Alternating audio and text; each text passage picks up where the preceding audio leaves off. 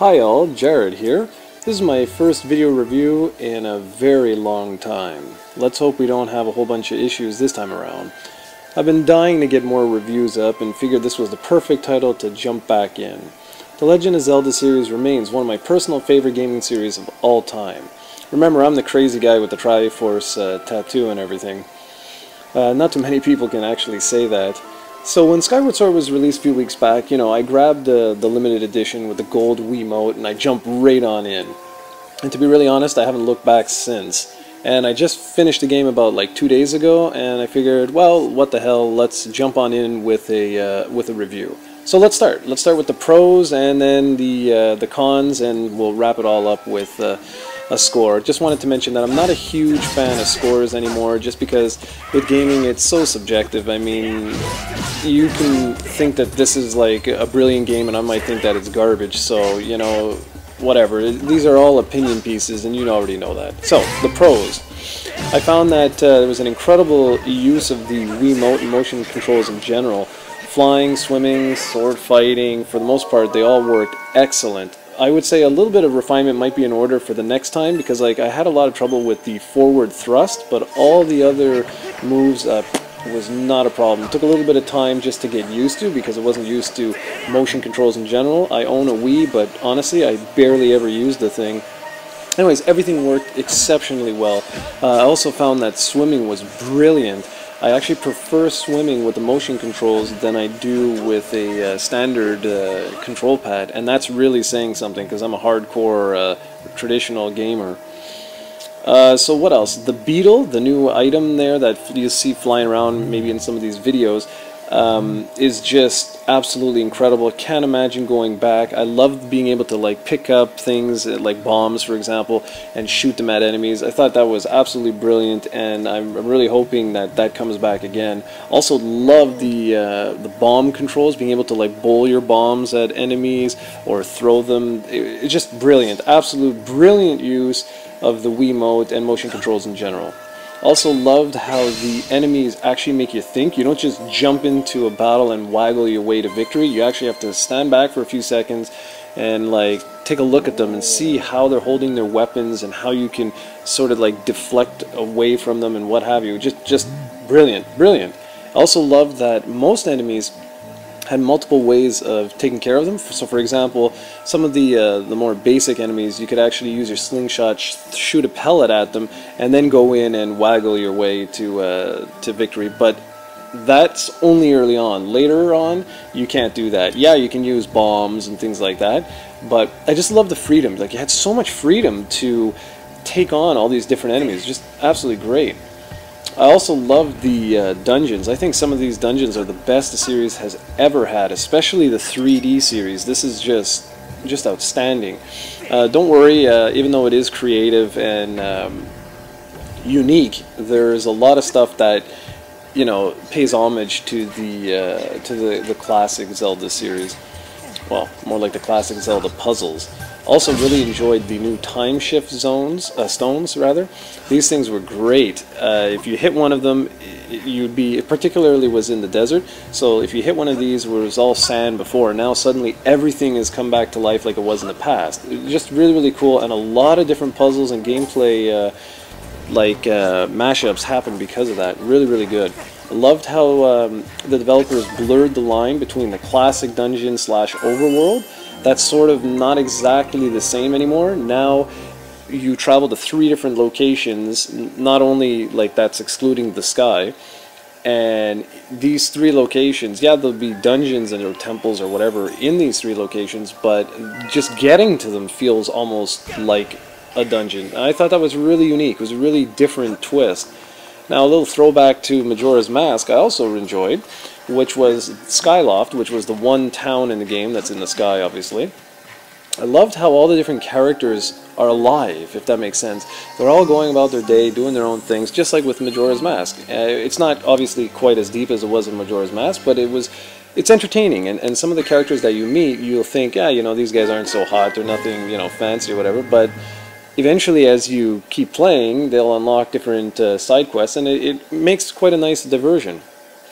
Also, another pro, great boss battles that make fantastic use of the new weapons and motion controls again. Some are obviously more epic than others, but all around, very, very entertaining. Final boss was wicked, one of my favorite boss battles ever in Zelda, so there you have it. And finally, I found it to be tougher than most recent Zeldas. I'd say in the past decade, the Zelda series transformed from, a series that would literally kick your ass to one that virtually hand walks you to the end of the game with a whole bunch of goodies that, basically keep you alive, or enemies that take a quarter of a heart. Like, what's that all about? But what I loved with this one is that everything hurts you, like everything. And, when you actually make it to the end of the game, you unlock the hero mode, and that does double damage. I thought that was brilliant, man. That was just awesome. Really, really loved that. Okay, so for the so-so part of the review, I'd have to say some people are going to love this, and some people are going to hate it. So, therefore, so-so. You repeat the same 3 areas 3 times in the game. Now, some might find that a little repetitious, others, like I said, won't mind it because you gain new abilities and new weapons, so that when you return to a previously visited area, well, it's almost like experiencing it again for the first time, because you can access new areas and take on new enemies, and if there happen to be old enemies, you may be able to take them out in new ways. So again, it's just one of those things. Some of you might like, some of you might not. Now, for the cons, there are a few. As excellent as this game is, there are a few things that did stand out. For one thing, the overworld, even though I said they blurred the lines between the two, Skyloft itself could be technically considered like an overworld, and I found that Skyloft, it should be viewed mainly as a town, because if you look at it with that sort of overworld mentality, you will be disappointed, because it doesn't have that, quote-unquote, explore me feel to it. I'm playing through A Link to the Past right now, and exploration was greatly rewarded back then, and even in the original Zelda, I mean, you had to explore every nook and cranny, whereas with this one, there's very little incentive to do so. At least I found that. Also, didn't really dig the harp. Found that was actually a little bit disappointing. I know the developers feel the need to always add in a musical instrument, but really, honestly, I don't think it was really needed in this one. It doesn't really do anything. You're just waving your hand around in tune with the this little thing, this little indicator that's showing you what you have to do. I don't know, I didn't feel it. By far the most annoying thing in Skyward Sword is constantly being reminded of everything all the bloody time. Every time you power down the console and start back up, you're always reminded which bug you caught when you catch another one, which treasure you found, even which rupee, what it's worth. It's bloody ridiculous. Then there's Fee constantly reminding you where you need to go, although I'll be honest, that's not so bad because you have the option of not activating her. But what's really annoying is, like, let's say you finish a dungeon, she'll tell you, oh, there's a 90% chance you got to return to Skyloft. Well, yeah, no kidding. We've only been playing for like 40 hours or so. This is a really archaic game design, believe it or not, that was introduced in Ocarina of Time, and it's just, they haven't done away with it, and they need to. It's long, long overdue. And finally, the last thing that, I consider it a con, because I think it's time. I think it's time the series evolve a little bit more. It's time for some voice acting. I don't care what anyone says. You want to keep Link silent? I got no problem with that. But there were so many portions in this game where voice acting could have enhanced the overall majesty of the game. I showed you a scene very early on in the video where you see Zelda singing. I mean, how awesome is that? And I don't care what anyone else says. It's time, damn it. So, the lowdown. What do I think? I think that this is probably the best 3D Zelda game ever made. It's really hard to tell. The only way I'm going to know for certain is if I come back to it in a year from now, 2 years from now, 3 years from now. I didn't really do that with Twilight Princess, and I don't really have much incentive to do so. I think Skyward Sword really is the very best game available on the Wii, and it validates everything Nintendo has tried to say over the years about the Wii.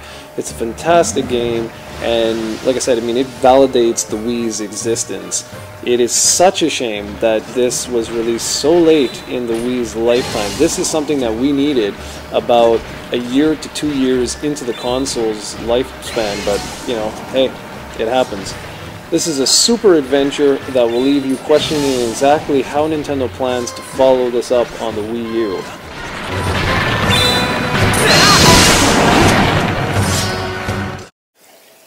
I've decided to give The Legend of Zelda Skyward Sword a 9.5. Thanks for watching, everyone. Go out and buy it right now.